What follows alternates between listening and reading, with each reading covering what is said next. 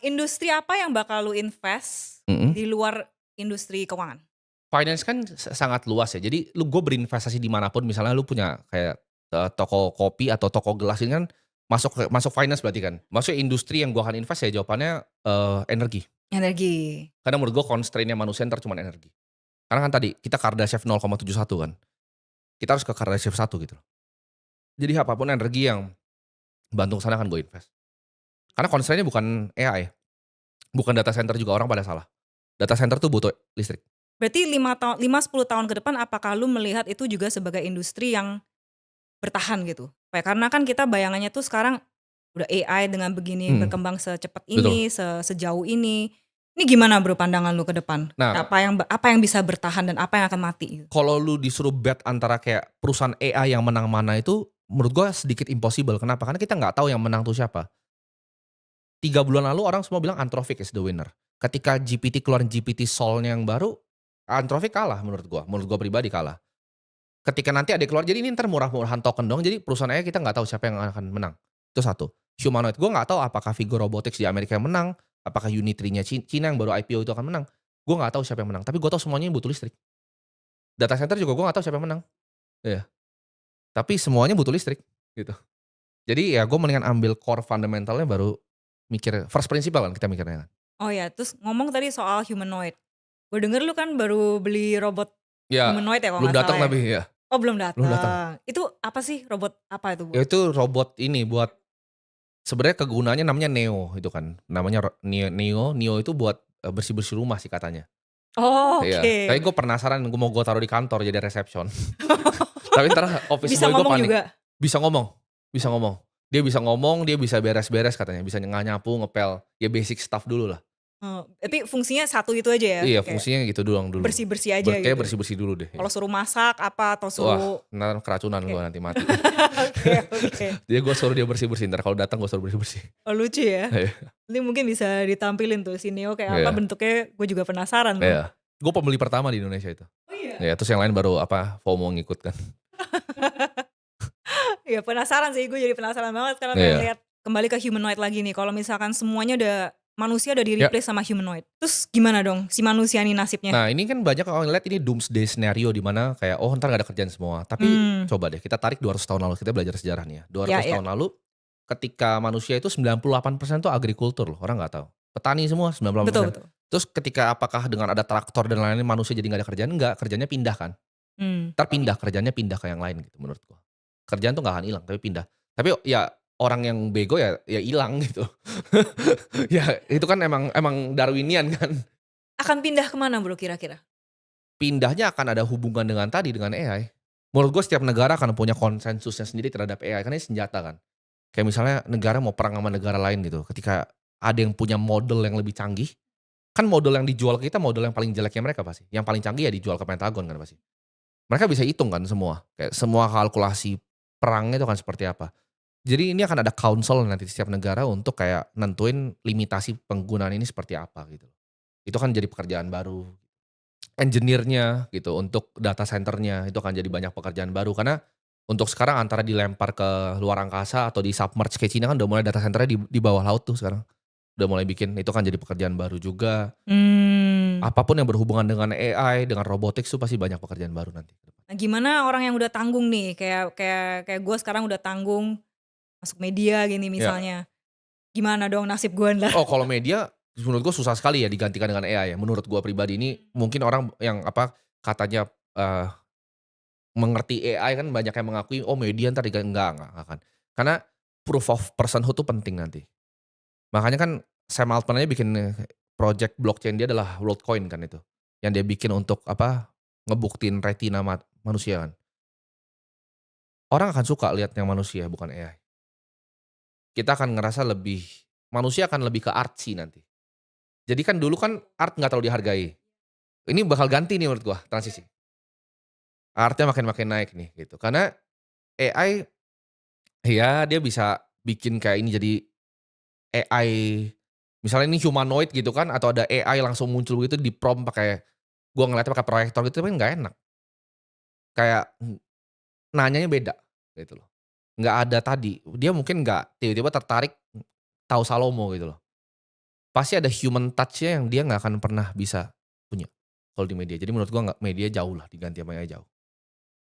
Tapi jadi monopoli nanti. Kenapa? Karena media yang jeleknya itu bakal AI. Jadi kayak misalnya jurnalis-jurnalis itu hilang semua lah. Itu semua digantiin lah sama AI. Semua jurnalis yang ngetik itu diganti. Karena gampang, kerjanya gampang. Itu ada kayak caranya, ada kuliahnya. Lu tinggal prompt sekali ke cloud, hilang itu semua jurnalis. Tapi yang muncul, jadi akhirnya gini, yang bawah tuh bakal jadi AI bakal kayak sekarang lah, kayak misalnya lu lihat di threads di Twitter, apalagi yang Indonesia itu nulisnya pakai AI semua kan kelihatan banget ya. Apalagi kayak description orang sekarang nulisnya pakai AI. Kayak begini begini begini, koma, tetapi gue pasti ini tahu nih orang tolol gitu kan. Jadi yang autentik kan langka. Gue bisa lihat sekilas, gue kan pakai gue tuh beta testernya ChatGPT Indonesia, orang banyak yang nggak tahu. Gue tuh 20 user pertama ChatGPT Indonesia. Gue beta testernya. Gue bisa lihat langsung gitu loh. Tapi orang ntar juga bakal bisa lihat ke depan 5 tahun lagi, ngerti nggak? Mungkin sekarang kayak, oh keren ya, kata-katanya bermakna. Ke depannya 5 tahun lagi orang udah tahu ini AI slop. Nah yang bawah ini akan dibanjirin nih sama AI slop. Yang atas ini akan jadi monopoli semua atensinya nanti. Jadi yang menang nih akan jadi singular winner. Jadi misalnya contoh ada, kan gua kan bahas tentang uang dan lain-lain. Kalau yang mid level itu bisa digantiin semua sama AI di bawah. Jadi orang-orang yang nggak terlalu gitu-gitu ngerti. Cuman kan yang kayak tadi gua ngomongin itu berdasarkan pengalaman pribadi gua. Kenapa gua bisa ngomong data center? Karena gua memang kenal yang punya data center paling besar gitu loh. Itu informasinya lu nggak dapat dari Google dengan AI lu nyari gitu. Gue bener-bener tahu gitu loh tentang data center yang masuk ke Indo tuh siapa aja gue tahu. Listrik penggunaan megawattnya tuh gue tahu gitu loh. AI lu nggak bisa cari. Jadi human touch itu yang menang akan menang dan ngambil semua atensinya. Terus yang bawah jadi AI slop semua. Media akan jadi lautan sampah nanti di bawah. Udah terjadi kok. Udah Ya terjadi. pasti Bro, Iya. proses kita Iya. berproses ke sana Media sekarang ini. bener-bener lautan sampah AI. Kalau lihat kayak oh ini AI, AI, AI. Tapi yang atasnya orang akhirnya mau jadi oh ya udah gue dengerin yang Timothy aja deh nih. Gitu. Tapi yang satu ini akan menang semuanya, semuanya akan mati, yang tengahnya mati semua ke bawah, turun, bawahnya lautan sampah AI. Ya ngeri ya, berarti gap antara skill tuh akan semakin tajam, Yes. seperti gap income gap juga akan makin tajam juga Karena di mungkin. dunia ini belum pernah ada, karena otomatisasi kayak dari gue bilang traktor pertanian itu kan cuman fisik ya, tapi belum pernah ada kayak intellectual leverage. Jadi bahwa kepintaran tuh bisa dibeli sekarang. Contoh misalnya, di sini deh gitu misalnya, ada analis gitu kan, analis yang nulisin research. Itu dia mungkin 10 tahun belajar, tapi gue bisa gantiin dia begini pakai kayak satu paragraf. Bikin gua di Excel financial model, misalnya BBCA sampai 2030 target price-nya berapa, bikin bear, bull sama base case-nya. Selesai, lebih bagus dari analisis ini gue yakin, modelnya. Apalagi dengan agent gua ya, gua kan bukan pakai prompt kan, gue punya agent-nya kan. Pakai agent gue pasti kalah semua. Kayak 20 orang bisa gue ganti besok gitu. Apa persiapan lu Bro? Atau mungkin Kalau persiapan gue sih udah cukup ya, karena gue punya leverage-nya, gue punya capital-nya gue pakai buat invest yang infrastrukturnya AI. Gue masih punya sound money di Bitcoin, gue well prepare sih buat ini. ya lu masih riding the wave lah ya Iya, istilahnya ya. gue well prepared dan gue kan lihat apa kita kan sempat bahas di luar juga, apa gue lihat 100 tahun siklus nih, market tuh selalu ada decline. Orang banyak yang nggak ngerti, tapi mereka bilang, "Oh, tapi nggak ada hubungannya sama saya kalau market decline karena saya bukan pemain di pasar modal." Enggak, itu ada hubungannya sama kalian semua. Kenapa? Karena ketika perusahaannya turun, lu di PHK. Ketika lu di PHK, lu nggak bisa makan. Lu nggak bisa makan, lu bikin masalah. Ketika jumlah aparatnya nggak bisa lawan lu jadi problem. Itu financial market tuh jadi gini, orang yang pegang financial market di dunia, itu game master di dunia ini. Mereka yang nentuin lu kayak main catur gitu loh. Jadi ini emang ada yang nge-trigger crash-nya, ada yang nge-trigger, emang harus di-reset gitu loh. Dan ini gue udah lihat 100 tahun kan Covid udah terjadi. Makanya gue ambil momentumnya 2020 tuh. Ketika semua murah gue beliin semua. Ini gue lihat ada lagi nih. Banyak yang bilang gue fear mongering, tapi ini emang udah data, ini data fakta dan angka, selalu ada kok. Kapan tuh Bro tadi yang lu share sama gue 100 tahun yang lu prediksi akan terjadi krisis? 1929. 1929 berarti sekarang itu di 2029, range-nya ya, gue nggak bisa tahu exact berapa. 2029 sampai 2036.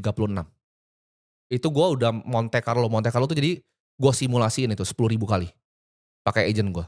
Itu 1929 sampai 2036. Itu ada krisis besar di dunia ini yang kejadiannya 100 tahun sekali dan orang benar-benar susah itu nanti. Dan Indonesia pun akan kena juga ya Bro?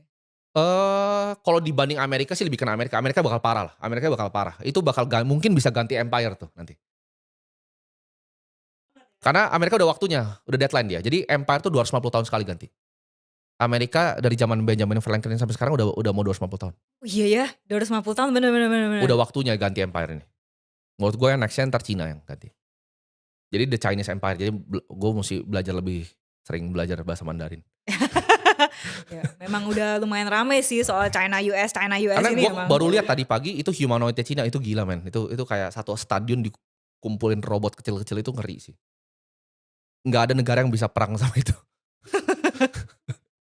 Oh berarti menurut lu kalau emang terjadi perang dunia antara US and Semua, China or wah udah pasti China lah yang menang lah 100%. Mereka punya drone tuh udah aneh-aneh. Jadi di kampusnya aja udah ada drone yang nggak kelihatan gitu loh. Jadi drone-nya tuh bisa muter cuman pakai baling-balingnya udah nggak kelihatan. saking cepetnya gitu muternya ya Iya sampai nggak bentuknya kelihatan jadi gitu. udah kasat mata drone-nya. Itu lu kalau pakai itu terus bisa nembak, lu lari aja udah. Selesai kiamat buyar. Iya selesai. Terus lu lihat yang apa humanoidnya Unitri itu naik manjat, lu punyanya bawa pistol gitu udah selesai, udah nggak bisa perang lah lawan Cina. Dan itu kan yang mereka tunjukin. Selalu kan ada yang ditunjukin sama ada yang Yang disimpan. belum ditunjukin Iya, sebenarnya lebih canggih lagi lebih tuh. canggih lagi ya. Kalau mereka drone-nya aja begitu, pesawatnya gimana? Kan kemarin kan Trump ngerilis kan, yang UFO itu kan. Orang banyak bilang itu alien dan lain-lain, menurut gua kurang pinter, nggak itu barang Cina. Bareng China. Saking canggihnya lu nggak ngerti itu apa, itu barang Cina. Jadi menurut gua Amerika udah waktunya sih ganti empire. Dan itu inilah. Nah, kalau dampaknya ke Indonesia gimana, Bro? Indonesia menurut gua kebetulan kita di negara yang cukup hoki menurut gua. Karena satu, sumber daya kita banyak, natural resource dan gini, ketika warfare itu terjadi, nanti salah satu mineral yang paling penting itu adalah nikel. Kita pegang 40% reserve di sini, satu. Dua, kelapa sawit kita banyak. Tiga, kita punya pangan juga gue lihat by tahun ini cukup oke. Jadi Indonesia tuh tetap kena dampak tapi nggak akan separah Amerika. Amerika yang parah. Amerika nanti kena, kalau Kanada pun dia masih ada natural resource ya, jadi nggak terlalu kena. Amerika kena yang parah. Nah, ini mungkin dari perkataan lu ini aja mungkin, waduh IHSG apa-apa udah bisa naik nih. Soalnya sekarang ekonomi lagi susah. Ya, Ya, orang mikirnya, aduh ini sekarang kita udah lagi dari awal tahun kan ya, market turun terus gitu kan. Terus sekarang lu bilang lagi 2029 akan ada krisis global. ya menurut gue krisis global. Wah, terus biasa Indonesia tuh kan kalau kena dampak krisis global tuh kan pasti selalu kena dampaknya Kena juga. dampak tapi kita tuh kena dampaknya nggak gede. Kita kecuali yang konflik domestiknya yang parah. Kita pas 2008 tuh kena hitnya nggak sebesar negara-negara lain. Karena gini, penetrasi capital market kita 7% kecil, gitu. Jadi nggak banyak orang yang ngerti, gitu. Mereka yang kayak sama keresahan yang dilihat di sosial media di Indonesia itu mostly concentrated di Jakarta. Kalau lu ke misalnya kayak gue kan beberapa kali kan ke daerah-daerah kayak di Nah iya, Sumba, Kupang Sumba dan lain-lain, segala. mereka nggak peduli, mereka makan ubi di belakang santai gitu. Jadi Indo masih banyak yang begitu. Jadi kita Iya menurut sih gue ya. relatif aman.